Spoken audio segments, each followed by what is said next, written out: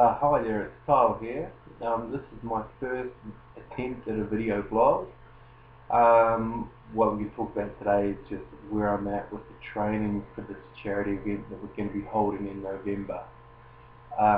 What I will do in the coming weeks is actually put some training and nutrition tips and articles up on our PT website,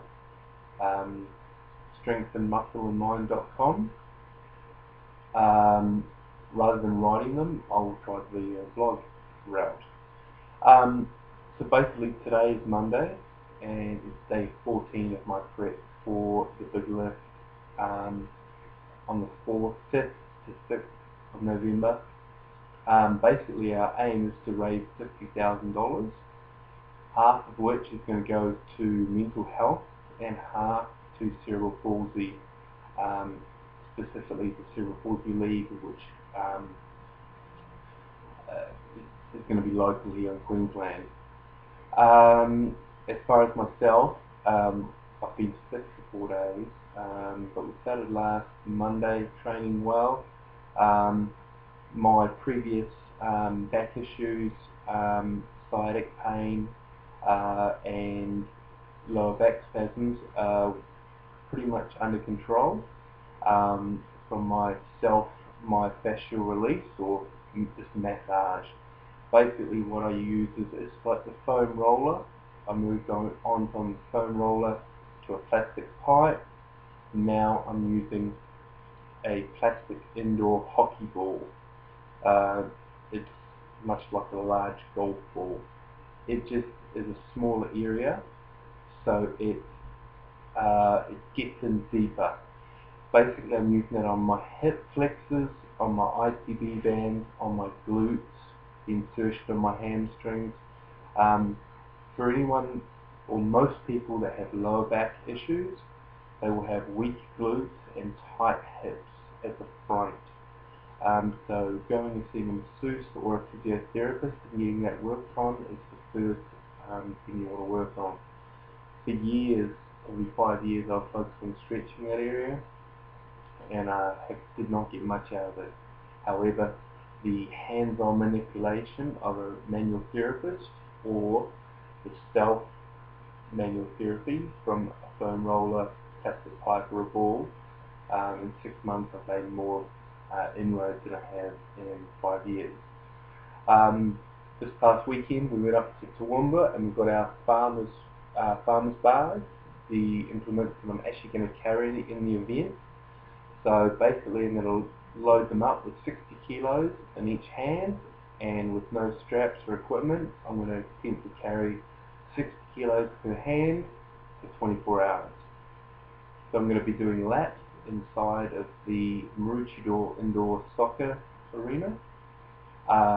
We are getting another piece of strongman equipment called a yoke in a couple of weeks' time. It's going to help bring up the core and get me used to handling some big weights, 200-300 kilos on my shoulders, so that when it comes to carrying the 120 kilos, it's not going to seem so heavy.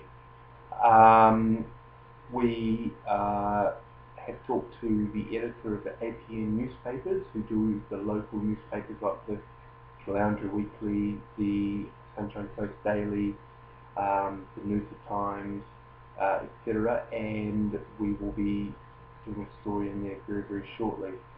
What we're also going to have is on the website, we're going to have a link to where the public can pledge a donation, whether it be $5 or $10 or $15.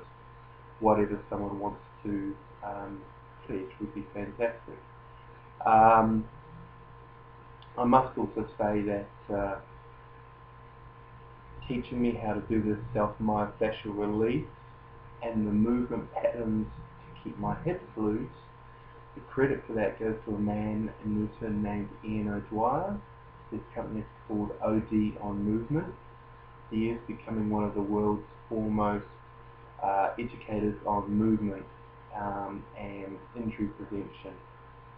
He spends most of his time out of this country currently, and it's very hard to see him.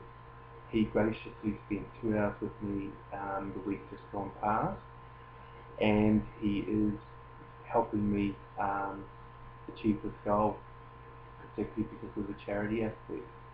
On my site, on the home page, I will have a link to his website. He has some fantastic DVDs on movement and injury prevention.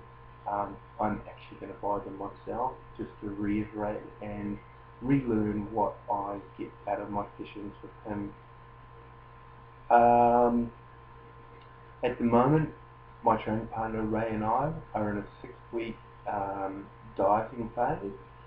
I just want to get down to a fairly lean weight, and at the same time we're trying to increase strength, but we're not doing a lot of volume.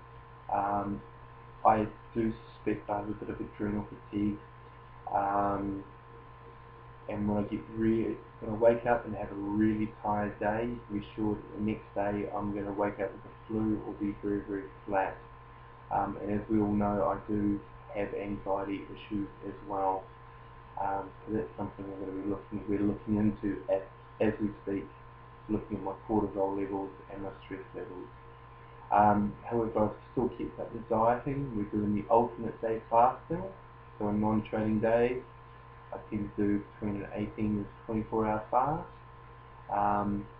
which after many months I've been used to. It's not hard, I don't lose any muscle size, and I'm not hungry, and my energy levels tend to be better. So that's just going as normal. I will write an article on that, or speak an article on that, and post it on the website shortly. So pretty much at the moment we're having to decide which mental health organisation we will support.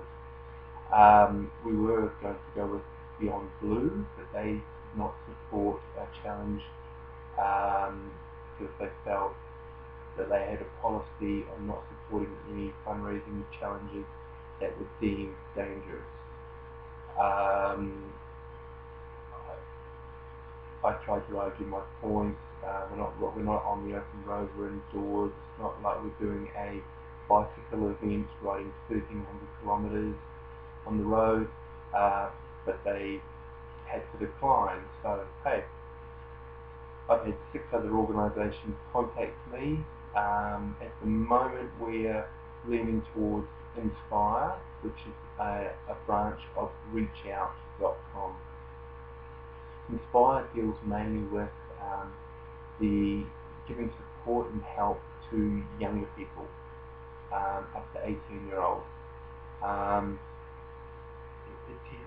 Their stats show that 1 in 4 people at school, of a school age, actually suffer some type of a mental illness at some time or another whilst they're at school, and many of them don't get any help. So we're thinking we're going to be going with them.